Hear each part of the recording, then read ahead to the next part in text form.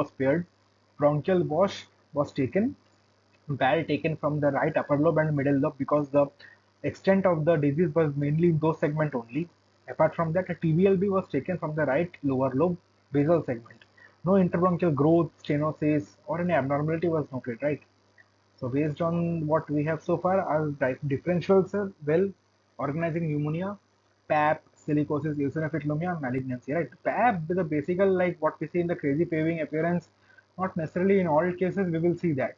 Right? In some cases it can also present with nodules, interlobular septal thickening, GGOs. Not that what we know is that the crazy paving appearance is not specific of PAP also. So we need to have a high clinical eye in that case. So while we were waiting for the reports, the TBLB report, which was the most important, while we were waiting for that, we retrieved the other reports like the culture reports. So here we can see the mycological culture, like FSFC was normal, so no fungal growth we are dealing with. FSFC it was normal. Thereafter we went for the GSCS, again normal, no abnormality. CVNAT was sent, again TB was not detected. So are we actually dealing with a pneumonia or an infective cause? We still don't know it yet. So we move forward. This was the bowel fluid cytology and differential. So basically the patient had a absolute eosinophil count of a 721, and over the over the stay of admission when we had sent the reports, his eosinophil count was mildly raised. Okay, and based on the classical appearance on its X-ray, we are thinking in the lines of a chronic eosinophilic pneumonia, right? So we went for the bowel plot cell type cell count, which again showed like there was no presence of eosinophil also. So we are kind of ruling out CEP at this point. Apart from that, we had sent for the silica particles because we were ruling in pneumoconiosis because he was a construction site worker. Again, the bowel showed no evidence of any silica particles or birefringent silica particles. Right, silicosis was also ruled out. Thereafter, the TBLB report came in. So this is where it gives a total twist, right? It mentioned the case of a mucinous adenocarcinoma, but since like these were the slight pictures of the same, we can see the mucin in somewhat areas, the thin walls, like the gland formation can be noted. But since the tissue quantity was pretty small, we can't perform IHC in the same, or for better characterization, we need to have a better tissue, right? So pathology department also suggested the same, that we should go for a true cut biopsy. So that's what we did thereafter. Uh, we took up the patient for a CT guided biopsy, and this was the lesion targeted, the one marked with X, the right lower lobe. We took around 4 to 5 cores and sent for HP once again, and once again the true-cut biopsy report came as a case of mucinous adenocarcinoma of lung. Right? It is like for 1 year the patient was suffering, and we were thinking that it might be a case of a dense pneumonia or atypical one, MDR pneumonia, something else. But at the end, a male in his late 20s finally came with a diagnosis of mucinous adenocarcinoma of lung. So the point being, why am I presenting this case at all? Because what in our department, what all we did was we went for a FOB, where we did a TBLB followed by a true cut biopsy. Like in every pulmonary department, it is pretty same. So what is the crux of this case which makes it special? The thing is, the patient was being treated as a case of CAP, but from what we know is like the typical symptoms of CAP, like tachycardia, fever, cough, which should generally resolve in the stipulated time, like 2 to 3 days. Fatigue should resolve over 14 days. Infiltrates on radiograph should resolve over 30 days. But when these things do not happen, what do we have in our mind is a case of a non-resolving pneumonia. That's what we are dealing with. So basically, non-resolving pneumonia is nothing but defined by the presence of persistence of clinical symptoms and signs, cough, sputum production with or without fever, more than 100 degrees, failure of resolution of radiographic features by 50% in 2 weeks, or completely by 4 weeks on serial chest X-ray, despite of antibiotic therapy for a minimum of 10 days. The patient had been on antibiotic and whatnot, be it on ATD or something else for so long duration, and still we are not finding the actual diagnosis. So this is basically a slide showing the differentials and the diagnostic workup in a case of non-resolving pneumonia. So when we have a dealing with the differentials, we have to differentiate it between infectious one and non-infectious cause. For an infectious cause, it can depend on the host factors like the age. More than 50 can be a risk factor for non-resolving pneumonia, comorbid status, immune status. A high smoking index can also again indicate for the same. Choosing inappropriate antibiotics not suiting the culture reports again one factor. Persistence of resistant organism, presence of unusual organism, everything falls under non-resolving pneumonia. And in the non-infectious one, we have to divide it in the immune causes, inflammation, injury, or neoplasms, right? What we are dealing with our case was the neoplasm one.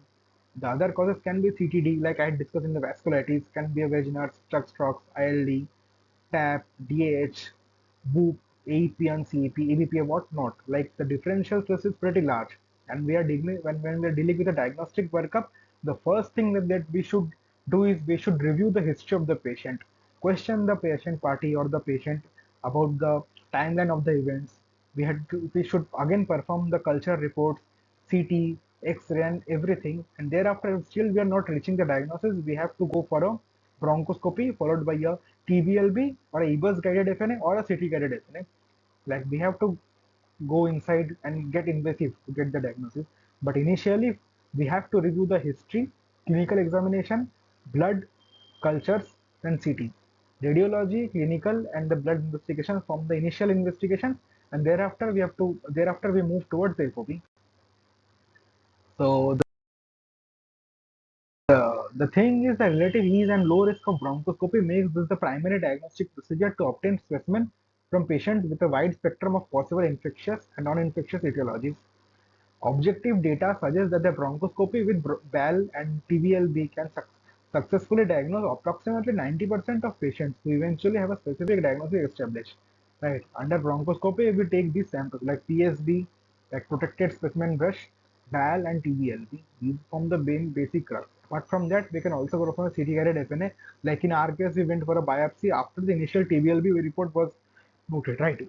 Because if we had went for a direct case of uh, true cut biopsy, we were initially thinking in the lines of pneumonia, right? In pneumonia, we don't perform biopsy at all, but TBLB can be done taking high risk.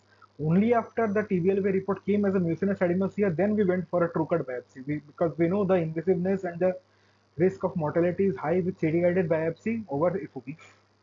This is basically a video of how a patient takes a doctor takes the protective A cytologic brush is inserted the through the brush working is being channel of the inserted in flexible the bronchoscope. working The port, brush is then passed vigorously vigorously rubbed over the in the surface area of the where we endobronchial want to take the lesion sample from. in an attempt to harvest Around cells for 20 to 30 cytologic to and fro evaluation. movements need to be done. And basically, in some cases, we have to insert a sheath first and thereafter take out the brush. And after taking the sample, we have to again take the brush back into the sheath and then remove. In this case, this was not done because this is a pretty old video from YouTube. The bronchoscope and Entirely taking cytology out the brush are then bronchoscope removed only. from the patient together. The brush And is then after smeared we on are the making the pathology slide and preserved slide, for which will cytologic be kept evaluation. in the Coplin jar and sent for the investigation. Right. The next point of discussion in my case was the PET CT scan, right? So this on the right hand side I have the patient's CT scan, and on the left hand side I have the PET CT scan. What we see in this case is the FDG avid areas like the right lower lobe, which we see is not like taking up much of an uptake, right? In comparison to the CT, which is showing a pretty diffuse disease, the CT doesn't show much of a uptake in that case. So here creates a discrepancy. Right. Rather in the PET CT report also, the maximum SUVmax noted in the area of cavitation was basically 2.7, and there was no metabolically active constitutive changes in any of the regions of the body. Like the PET CT report in itself showed that the evidence is most likely infective in nature, right? So what we are dealing with is a stage 4A lung cancer because patient has a contralateral lung nodule as well. So when we have a contralateral lung nodule or infiltration, we call it a case of stage M1A according to the TNM9 classification. And M1A is basically classifying to stage 4A classification. But here we have a stage 4A lung cancer, and in the PET set it is showing SUVmax of 2.7, right? Somewhere something doesn't fit, because if we had not went for the biopsy and had basically relied on the PET CT report, we might have had to discharge the patient basically on antibiotics only, because it is still showing that case is infective and consolidative in nature, right? So the role of biopsy in this case was like very, very important. So why did it happen? So I found out two cases. Basically, there are many, but if I have to discuss them, it would take a hell lot of time.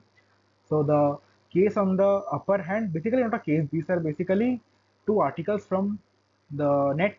And the upper one is basically from the American Journal of Radiology, and in the lower one is basically article from Surgery.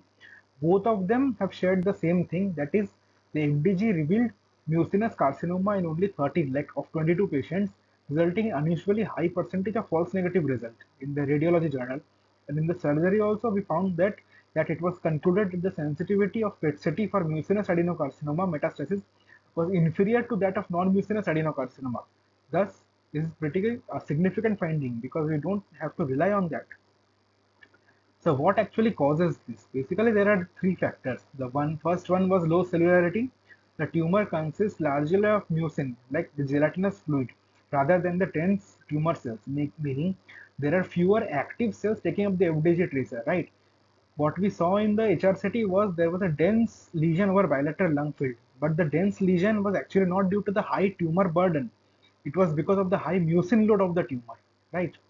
And again, the low metabolic rate. Mucinous tumor cells generally have a low energy expenditure, right? If they have low energy expenditure, they will not only uptake the FDG tracer, so it will never show on the PET-CT only. The the crux of the discussion is mucinous adenocarcinoma is basically not dealing with a lot of tumor burden cells. Rather, it is dealing with a lot of mucinous cells, like the gelatinous fluid. That's why it appears so like heavy in consolidation and not high in tumor burden cell. So while ending my presentation with this slide only, this is basically a slide showing the different organ systems and the different types of cancers which can have a low FDG uptake, right? So what is the importance of this slide? This is the importance of this slide lies in the fact that at many times we deal with the lung lesions where the lesion cannot be exactly reached with FOB, be it a EBUS or a radial EBUS or rather a trocar biopsy as well because of its size, right? In those cases, what do we actually do? We give a PET-CT and have to follow up the patient in a further timeline, seeing whether it progresses or not, and what does the FDG actually says. If FDG actually goes for a tumor with a high SUV max, we actually have to sample it, so we go for it by hook or crook method. But the beauty of this case was if the we had went for a PET-CT in earlier stage of the disease, it would have shown a pretty low uptake, right? A low uptake might have actually went for a diagnosis of consolidation. So the PET-CT in this case might have actually acted as an imposter because it would have actually not allowed us to go for the biopsy, right? So this is what actually was important in my case, because if I had to rely on the FDG PET-CT report only, I would not have to go for the biopsy. In that case, the diagnosis would not have actually reached only. The patient is currently following our radiotherapy department only because we had went for the biopsy and thereafter we went for a PET-CT. But in many cases, the tumor might be pretty small in size. In that case, relying on the FDG, FDG avid or the SU max of the lesion will not help us. Thus, the PET-CT report in this case acts like my opening slide of the presentation. That was a wolf in a sheep's clothing. Thank you.